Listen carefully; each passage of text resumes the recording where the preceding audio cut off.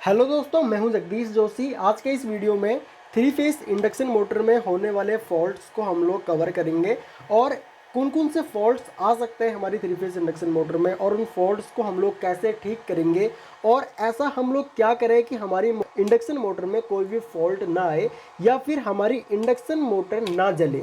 Okay, industry में induction motor का जलना एक क्राइम की तरह माना जाता है और किसी भी कंडीशन में आपकी थ्री फेज की इंडक्शन मोटर या सिंगल फेज की इंडक्शन मोटर नहीं जलनी चाहिए।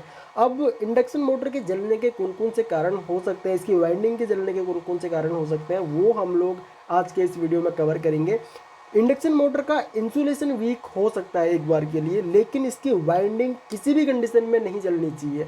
ओके, तो आप लोगों ने देखा होगा कि जो एमएनसी कंपनीज में जो काम करता है या फिर इंडियन कंपनीज में भी जो अच्छी कंपनीज हैं, वहाँ पे अगर कोई मोटर जल जाती है या फिर नॉर्मली अगर हम लोग किसी भी मशीन की ब्रेकडाउन पे जाते हैं तो हमसे एक वाइवा एनालिसिस करवाया जाता है। ठीक है, अगर हमारी इंडक्शन मोटर जली है तो क्यों जली है, उसके रीजंस हम लोगों को देने होते और जो रूट कॉज है वो रूट कॉज हम लोगों को निकालना होता है कि किस कारण की वजह से हमारा ये फॉल्ट आया था या फिर किस कारण की वजह से हमारी ये मोटर जली थी। अब देखो, अगर आपकी इंडक्शन मोटर जल जाती है तो उस कंडीशन में एक मेन रीज़न जो है वो ये है कि एक तो आपका हो सकता है ओवरलोड रिले जो आपने यूज़ करी है वो ओवरलोड रिले आपकी काम नहीं कर रही है, या फिर अगर आप लोगों ने एमपीसीवी यूज़ किया हुआ है तो ये भी पॉसिबिलिटी है कि आपकी ये एमपीसीवी काम नहीं कर रही है। मान के चलो कि आपका जो मोटर है वो 4 एम्पियर का करंट ले रहा है और आपने इसमें सेटिंग भी लगभग 3.5 या फिर लगभग 4 एम्पियर के आसपास आपने इसमें सेटिंग कर रखी है, 4-4.5 एम्पियर के आसपास आपने इसमें सेटिंग कर रखी है, लेकिन आपकी मोटर ओवरलोड हो जाती है। लगभग 5 एम्पियर 6 एम्पियर के आसपास आपकी मोटर में मतलब आपकी मोटर लोड ले रही है, उसके बाद भी आपका एमपीसीवी या फिर ओवरलोड रिले ट्रिप नहीं कर रही है।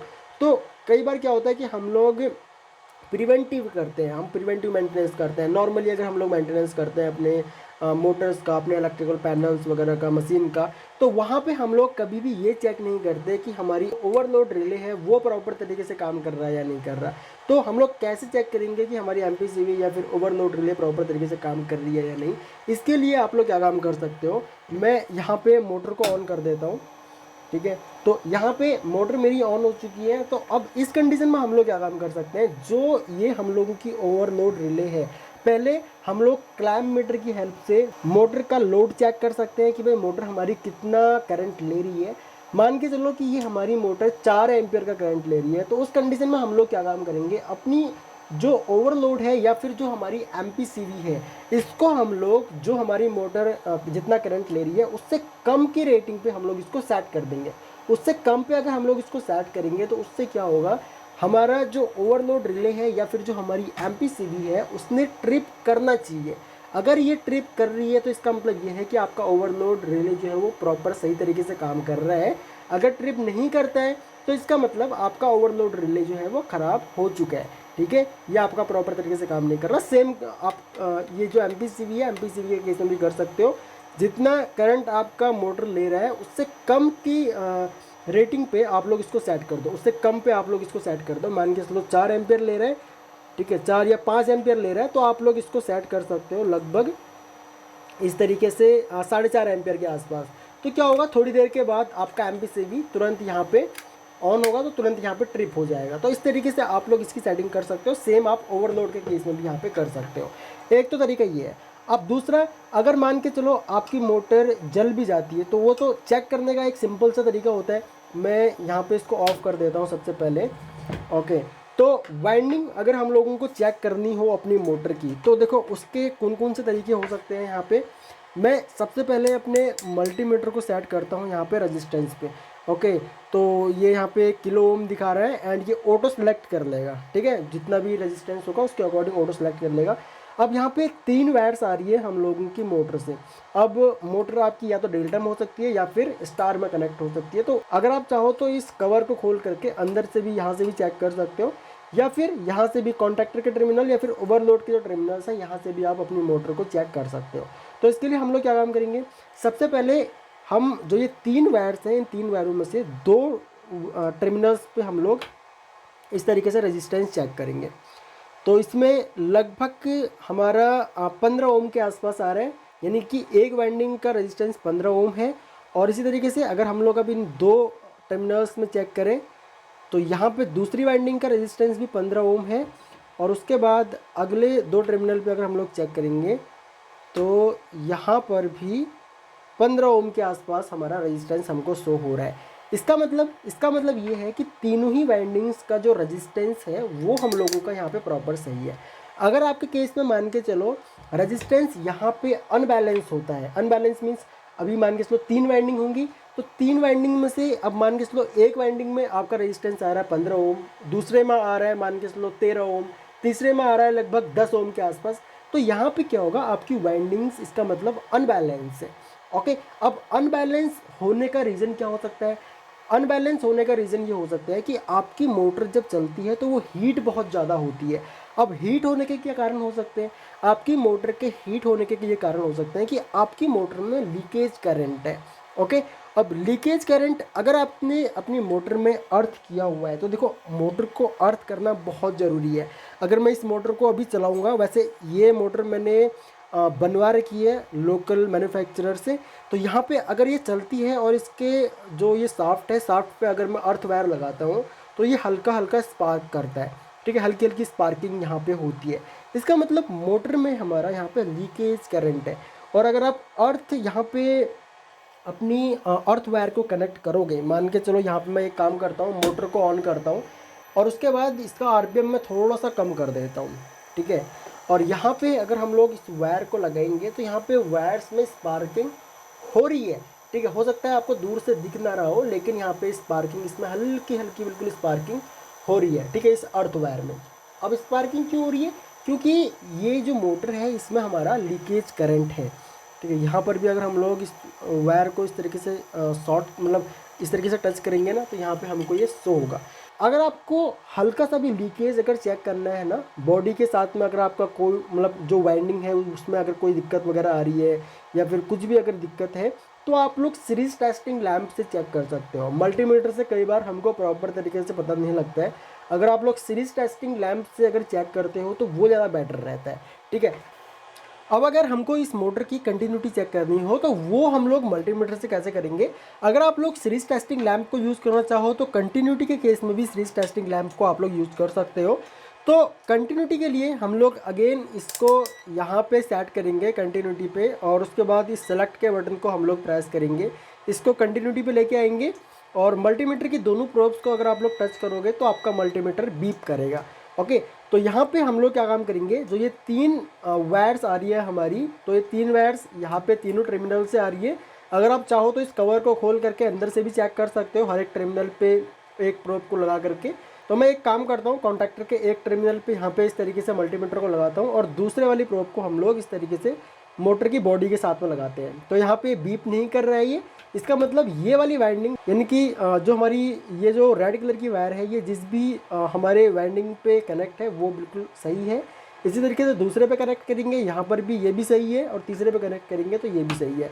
अगर आपके केस में यहाँ पे तीनों में से किसी पर भी आपका मल्टीमीटर अगर बीप करता है तो इसका मतलब ये होगा कि आपका जो मोटर है वो ग्राउंड हो चुका है, या फिर आपकी मोटर में जो इसकी वाइंडिंग है वो तीनों वाइंडिंग में से कोई भी एक वाइंडिंग हो सकता है कि वो बॉडी के साथ में टच हो या फिर वो बॉडी के साथ में शॉर्ट हो गई हो। और एक कारण ये हो सकता है कि अगर आपने मान के चलो मोटर की ग्राउंडिंग वगैरह सब कुछ सही कर रखी है, ओके, एंड फिर भी अगर आपकी मोटर यहाँ पे जल जाती है, यहाँ पे ओवरलोड वगैरह सब कुछ सही है, तो आपका इनपुट वोल्टेज आप लोग चेक कर सकते हो। देखो इनपुट वोल्टेज कैसे चेक करना होता है वो मैं आपको दिखा देता हूँ। यहाँ पे हम लोग एसी वोल्टेज पे अपने मल्टीमीटर को सेट कर देते हैं। ठीक है, और हम लोग आर और वाई के बीच का वोल्टेज चेक करेंगे। तो आर और वाई के बीच का वोल्टेज यहाँ पे 2 मिनट में थोड़ा सा फ्रीक्वेंसी बढ़ा देता हूँ। ठीक है, अब इसका मतलब ये है कि आपका इनपुट वोल्टेज अगर अनबैलेंस होगा तो उस कंडीशन में भी आपकी मोटर जल जाएगी। ठीक है, अनबैलेंस मीन्स यहाँ पे आर और वाई में 400 वोल्ट आ रहा है, उसके बाद वाई और बी में भी 400 आ रहा है, लेकिन आर और बी में आपका लगभग 200 वोल्ट या फिर 80 वोल्ट इस तरीके से आपका वोल्टेज शो कर रहा है। ठीक है, तो वोल्टेज आपका प्रॉपर होना चाहिए। हालांकि मेरी ये मोटर जो है वो 3 फेज़ 200 वोल्ट की है, तो यहाँ पे मेरे को वोल्टेज कम होगा, 440 वोल्ट नहीं होगा। अगर मैं आर वाई में वोल्टेज चेक करूँ तो 207 वोल्ट के आसपास दिखा रहा है। सेम यहाँ पे मैं आर और बी के बीच का वोल्टेज चेक करूँ, 207 वोल्ट के आसपास ये दिखा रहा है। और वाई और बी के बीच का वोल्टेज चेक करूँगा तो यहाँ पर भी मेरे को 207 वोल्ट के आसपास दिखा रहा है। ठीक है, अब इतना करने के बाद आपने फिर यहाँ पे आउटपुट का वोल्टेज भी चेक कर लेना है। ठीक है, अब आउटपुट का वोल्टेज चेक करने से पहले आप लोग क्या काम कर सकते हो, मोटर के तीनों टर्मिनल्स खोल लो पहले। ठीक है, मोटर के तीनों वायरों को खोल लो, क्योंकि मोटर अगर आपका मान लो दिक्कत आ रही है मोटर में, तो आप लोग आउटपुट खोल लो मोटर के। एंड कॉन्टैक्टर को ऑन करने के बाद फिर आप लोग यहाँ पे आउटपुट वोल्टेज भी चेक करो। अगर आपका आउटपुट वोल्टेज यहाँ पे तो आपका मान लो सही आ रहा है, लेकिन यहाँ पे अगर कुछ गड़बड़ आ रही है तो हो सकता है आपका कॉन्टैक्टर ख़राब हो, तो उस केस में आपको अपना कॉन्टैक्टर चेंज करना चाहिए। अगर फिर भी सही है तो फिर आप लोगों को उसके बाद आगे चेक करना चाहिए। ठीक है, तो अगर आपने अपनी मोटर में अर्थिंग कर रखी है तो उस केस में आपका जो अर्थ वोल्टेज है, आपका अर्थ वोल्टेज भी मैक्सिमम आपका 8 वोल्ट से ज़्यादा नहीं होना चाहिए। तो अर्थ वोल्टेज किस तरीके से चेक करेंगे, उसके लिए सिंपली यहाँ पे मैंने अर्थ तो मोटर के साथ में कनेक्ट नहीं किया हुआ है। वैसे इंडस्ट्री में आपको पूरी मशीन के साथ में अर्थिंग कनेक्ट करी हुई मिलेगी। अगर नहीं है तो आपको सभी मशीनों के साथ में और मोटर के साथ में भी अर्थ वायर ज़रूर कनेक्ट करना चाहिए। तो हम लोग यहाँ पे क्या काम करेंगे, यहाँ पे हम लोग लेंगे मल्टीमीटर को हम लोग सेट करेंगे एसी वोल्टेज पे। ठीक है, तो ये एसी वोल्टेज पे हमने अपनी मल्टीमीटर को सेट कर दिया। उसके बाद मैं यहाँ पे जो अर्थ वायर है हम लोगों का, इस अर्थ वायर को मैं कनेक्ट कर दूंगा मल्टीमीटर के एक टर्मिनल पे। यहाँ पे हम लोग इसको कनेक्ट करेंगे। ठीक है, इस तरीके से एक प्रोब पे, और जो दूसरी प्रोब है हम लोगों की, उसको हम लोग अपने न्यूट्रल के साथ में कनेक्ट करेंगे। ठीक है, तो अर्थ वोल्टेज अगर आप लोगों को चेक करना है तो आप लोग सिंपली अपना अर्थ वायर और दूसरा न्यूट्रल के साथ में आप लोग चेक कर सकते हो। तो ये मैंने न्यूट्रल के साथ में कनेक्ट किया हुआ है। तो अभी देखो मेरी जो यहाँ पे अर्थिंग आ रही है वो लगभग 2 वोल्ट के आसपास आ रही है, तो ये बहुत अच्छा है। जो हमारे जितने भी सेंसिटिव डिवाइसेस होते हैं ना, जो हमारी सीएनसी मशीन, वीएमसी मशीन जो होती है, यहाँ पे हमारा 2 वोल्ट से कम होना चाहिए हमेशा अर्थ वोल्टेज। अगर मान के चलो 2 वोल्ट से ज़्यादा अगर अर्थ वोल्टेज हो जाता है तो वहाँ पे हमारे जो ड्राइव्स वगैरह हैं, या फिर जो हमारी वीएफडी ड्राइव्स या फिर सीएनसी मशीनें जो है हमारी, वो ख़राब हो सकती है। तो अर्थ वोल्टेज हमेशा हमारा 2 वोल्टेज से कम ही होना चाहिए। अगर सेम मैं यहाँ पे देखो लाइन के साथ में अगर मैं यहाँ पे चेक करूँगा तो 207 वोल्ट आ रहा है। अगर मैं न्यूट्रल के साथ में यहाँ पे चेक करूँगा तो यहाँ पे लगभग मेरा 2.5 वोल्ट के आसपास आ रहा है। तो ये सही है। एक इंडक्शन मोटर या फिर नॉर्मल अगर आपकी कोई आरएलसी से डिज़ाइन कोई मोटर है जहाँ पे सिर्फ मोटर्स वगैरह ही हैं, कोई आपका मान लो ऐसा कोई ड्राइव वगैरह या फिर कुछ आपने नहीं कनेक्ट किया हुआ है, ड्राइव सर्वो ये सब चीज़ें नहीं है, तो वहाँ पे आपका 8 वोल्ट तक हो सकता है। लेकिन ये 8 वोल्ट मैक्सिमम है, 8 वोल्ट से ज़्यादा नहीं होना चाहिए। तो ये कुछ फॉल्ट्स थे जो हम लोगों के इंडक्शन मोटर में आ सकते हैं, और इंडक्शन मोटर को हम लोग इन फॉल्ट से प्रोटेक्ट कर सकते हैं। बाकी यहाँ पे जो हमारा 3 फेज़ का इनपुट वोल्टेज आ रहा है, अगर आप लोग इस वोल्टेज से भी प्रोटेक्शन चाहते हो कि अगर अनबैलेंस वोल्टेज अगर आए तो उससे हमारा जो कॉन्टैक्टर है वो ऑन ही नहीं होना चाहिए, मोटर हमारी तुरंत ऑफ हो जानी चाहिए, तो उस केस में भी आप लोग क्या काम कर सकते हो, यहाँ पे वोल्टेज मॉनिटरिंग रिले आती है हम लोगों की, वो आप लोग यूज कर सकते हो। देखो यहाँ पे एक ये रिले हम लोगों के पास, ये वोल्टेज मॉनिटरिंग रिले है। यहाँ पे हम लोग अंडर वोल्टेज, ओवर वोल्टेज, ये सब चीज़ें हम लोग सेट कर सकते हैं। एंड L1 L2 L3 यहाँ पे आउटपुट से आप लोग 3 वायर ले लो, L1 L2 L3 पे कनेक्ट कर दो। एंड उसके बाद कंट्रोलिंग में आप लोग इन टर्मिनल्स को यूज़ कर लो। तो इस केस में क्या होगा कि अगर आपका इनपुट वोल्टेज आपका सेट वोल्टेज से यहाँ पे ओवर और अंडर वोल्टेज के बीच में रहता है तो आपकी मोटर चलती रहेगी। अगर ओवर वोल्टेज अंडर वोल्टेज, अगर ओवर वोल्टेज से ज़्यादा हो गया तब भी आपकी मोटर ऑफ हो जाएगी, अगर अंडर वोल्टेज से कम हो गया तब भी आपकी मोटर यहाँ पे ऑफ हो जाएगी। तो ये कुछ सेटिंग्स और हमारे पास कंपोनेंट्स होते हैं जिनको यूज़ करके हम लोग अपनी इंडक्शन मोटर को प्रोटेक्ट कर सकते हैं। तो आई होप कि आप लोगों को इस वीडियो से काफ़ी कुछ जानने को मिला होगा। ये काफ़ी रिक्वेस्ट आती है मेरे पास इस टाइप के वीडियोस के लिए, और अगर आप लोगों को किसी और टॉपिक के ऊपर वीडियो चाहिए तो आप लोग मुझे वीडियो के नीचे कमेंट बॉक्स में बता सकते हो। सो इस वीडियो लेक्चर में इतना ही गाइस, थैंक्स फॉर वॉचिंग। मिलते हैं अपने नेक्स्ट वीडियो लेक्चर में।